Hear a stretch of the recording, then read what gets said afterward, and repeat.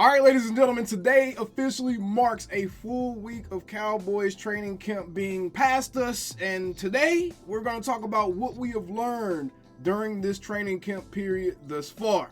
Let's get right into it, and shout out to our partners of the channel, BetUS. Be sure to check out my BetUS link in the description below, so that way you can wager with one of the most reputable sports books in the country. And they currently have a 125% price match bonus going on for your first time deposit up to $2,000, so be sure to take advantage of that. But let's get right into it, as we got a lot to talk about in Cowboys training camp. All right, before we get into some of the storylines and stuff like that, let's talk about the actual football stuff as it pertains to the Cowboys, because we've all been drowning in storylines all off season, and I want to talk some ball. So as it pertains to roster battles and position battles for the Cowboys in the early parts of training camp, there have been a few standout players that everyone needs to be made aware of. Now, I've mentioned this dude a couple of times already in my training camp videos, but he continues to show out even on day 7 of Dallas Cowboys training camp.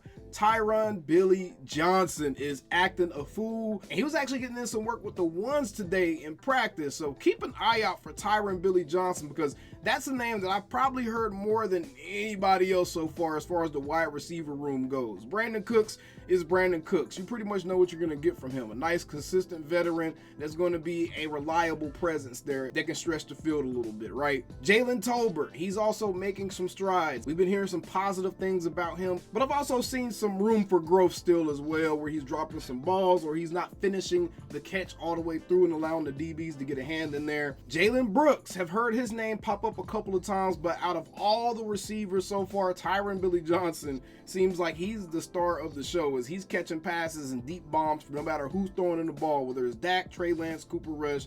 Tyron Billy Johnson is showing out right now for the Cowboys at training camp. So as far as the wide receiver room goes, he's an early candidate for our Camp Warrior Award, right? Now, the running back room, staying on the offensive side of the ball, Hunter Lepke. Hunter Lepke is a name we're hearing a lot of, along with Rico Dowdle. It seems like Rico Dowdle is penciled in as the starter, or the guy who's going to be getting a bulk of the carries. But Hunter Lepke, Brian Broaddus, while speaking on 105.3 The Fan, actually discussed the fact that Hunter Lepke seems like he's getting a lot of run, and if you're trying to figure out how he's being used, he's catching passes out of the backfield, he's being used as a lead blocker on running plays, and just overall it seems like the Cowboys have more of a plan with this guy. He's even carrying the ball as well. So Hunter Lepke is a name that we really should all keep an eye on, and he could end up being a guy that has a much larger role on the team this season, and I wouldn't be opposed to that. I would love if the Cowboys could find their version of a Kyle Juszczyk, fullback from the 49ers, right? I would love if we could find our version of that, and Hunter Lepke seems like he has the traits to be able to do that. And he showed some flashes last season. Had a real big bad moment in a big spot. He was a young guy. He was still trying to find the sea legs. I think Hunter Lepke is a name that we should all keep an eye out for as far as a player who could be in line for a large leap from one year to the next. So yeah, running back room, obviously you got Zeke there. Goal line situations, short yardage situations. Obviously, he's going to be back there in some passing sets to help block in the backfield. Hunter Lepke, Rico Dowdle are the big names as far as the running back room goes right now. And Deuce Vaughn has been getting cross-trained, a new term that Mike McCarthy loves to use apparently. Deuce Vaughn has been getting cross-trained as a receiver. So it looks like the Cowboys are trying to have a much more variable offense, and their plan, according to what they said, their plan is to have it to where they could have anybody on the field and the opposing defense will never know what's going to happen out of that set just based off of personnel, right? Because obviously in years past, if we had certain personnel on the field, then you kind of had an idea what type of play it was going to be. They want to get away from that. They want to try to mix it up a little bit and keep the defense on their heels. So that's why they're going with cross-training some of the players, like Devontae Turpin's getting cross-trained as a running back now. He's taking some running back snaps. You got Deuce Vaughn taking some wide receiver snaps, and that's for the ability to be able to switch it up and the players to be comfortable in those roles. And I think that that's going to be a nice a nice wrinkle to the offense. We already kind of inputted the #1 receiver cheat code for the offense, right? Dak and CD, they hit a nice stride, and I think that we're only going to continue to see that grow as long as they're both here, which we're going to get to that in just a second. But now it's time to add some wrinkles to the offense to where it makes it just easy. The offense needs more easy yardage. We need more easy touchdowns. A lot of what was going on last season was long, methodical drives, and even when the offense started clicking, it was still too dependent upon Dak having to make plays.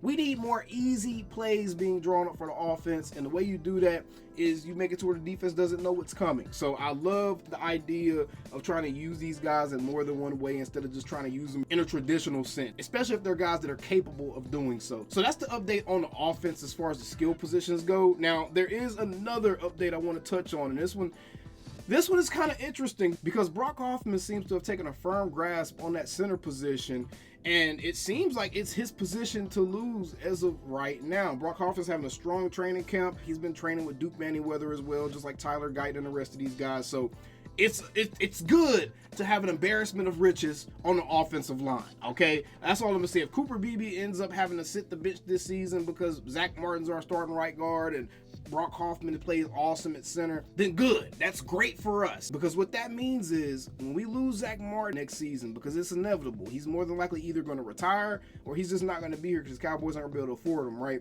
When we lose him, that means Cooper Beebe can step right in and be our starting right guard. So I'm all for this. I always thought that Brock Hoffman had a little something extra to him ever since I seen him fill in that game last season. And I saw him play with just that extra attitude that we really needed, bro. We got too many soft-spoken, nice gentlemen. We need some more barbarians, and Brock Hoffman's one of those barbarians along with a Tyler Smith type, right? So Brock Hoffman seems to have a firm grasp on the center position, and that concludes the updates for the offensive side of the ball through 1 week of training camp. As far as the defensive side of the ball, the main thing you need to know is Micah's being Micah. So Micah looks amazing. He looks quicker, faster, and he looks like he has better play recognition. You can see him getting more involved in stopping the run and being more attentive to the run game. He's been making some awesome plays, sniffing out screens and just filling gaps and honestly getting sideline to sideline, which is exactly what we want to see Micah doing. The linebacker room looks much improved. According to all reports, the linebacker room is clicking on all cylinders right now.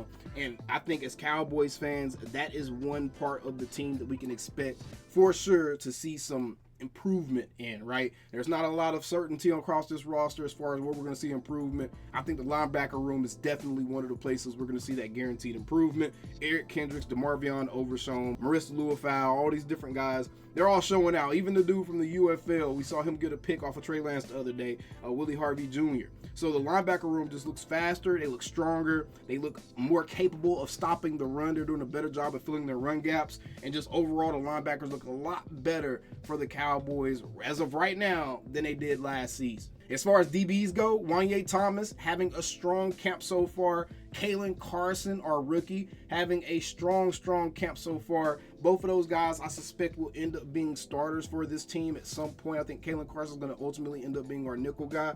But I do believe both of those guys will end up being starters. I think Wanye is one of those dudes that's going to sneak up and seize an opportunity of having a new defensive coordinator who kind of is putting all the positions up for grabs. And I think Wanye is going to be a playmaker. I think he's going to have a big season for the Cowboys this season. And he's going to have a coming out party, right? So I think Wanye, Kalen Carson, those are the two names to look out for in the DB room. DaRon Bland's been DaRon Bland. He's looked the way that we want him to look, right? Nothing alarming or anything that we've seen from DB.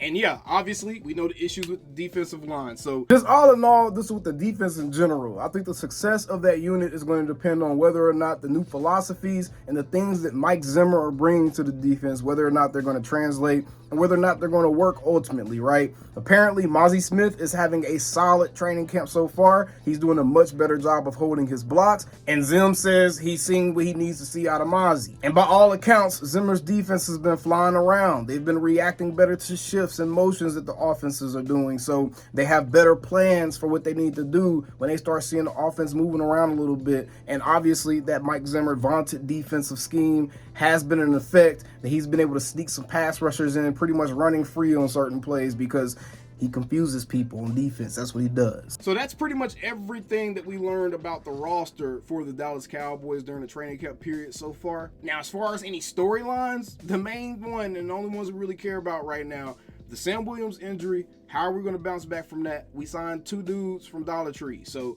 we got to hope for the best on that one. I'm not going to lie. Hopefully, Sheikh Tony and Al-Quadin Muhammad can come in and actually be contributors.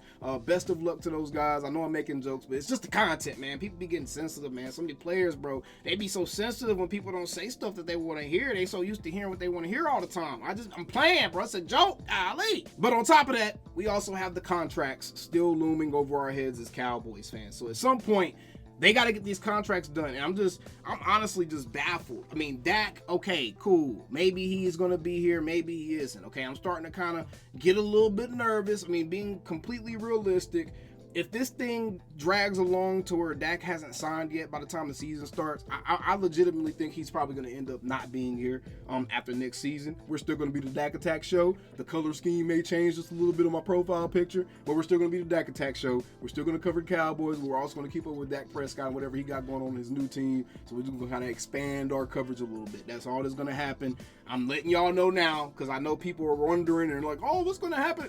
We're going to be here. We're going to have a little bit of extra coverage on here. And all y'all that subscribe to a channel called the Dak Attack anyways, y'all mess with Dak just as much as y'all mess with the Cowboys. So I'm sure y'all wouldn't mind some Dak Prescott updates regardless of where he is. But that's one thing. But the CeeDee Lamb, the hold up on the CeeDee Lamb contract is what kind of is giving me some solace, I guess, with the hold up on the Dak Prescott contract. If CeeDee Lamb's contract had been done already and we were just waiting on Dak, I would be kind of nervous right now. But the fact that they haven't done anything, they haven't done CD, they haven't done Dak, and maybe we're just waiting for the first domino to fall, and maybe when they do one, then everything else will become more clear and they know exactly how they'll have to do the others and what they can and can't do. Maybe that's the case, and maybe that's what we're waiting on, that domino to fall. But them not signing CD yet has just been very, very strange to me. Overall, it's just been very, very strange.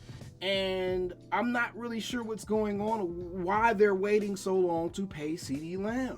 He's still not in training camp. He's getting fined $40,000 every day that he's not here. He's gotten fined up to $250,000 already because this is what the 7th day of training camp. 40 times 7 is $280,000. So he's already been fined $250,000 for his missing training camp. At some point, the other shoe has to drop, ladies and gentlemen. I'm hoping we see some news next week with both of these guys, but it's just strange, and we're just playing a waiting game right now. But that's everything that we have learned from week 1 of Cowboys Training Camp. Let me know down in the comments below, what have you learned from week 1 of Cowboys Training Camp, and what are you encouraged about, and what are you discouraged about? I want to kind of hear both sides of it. We try to keep it even up here, right? But either way, we speak the same old Cowboys. I see you on the calling me, texting me, paging me, asking me, am I still them boys? Y'all usually check on me. Listen. I'm still them boys. Hey! Woo! Hey! I'm still them boys.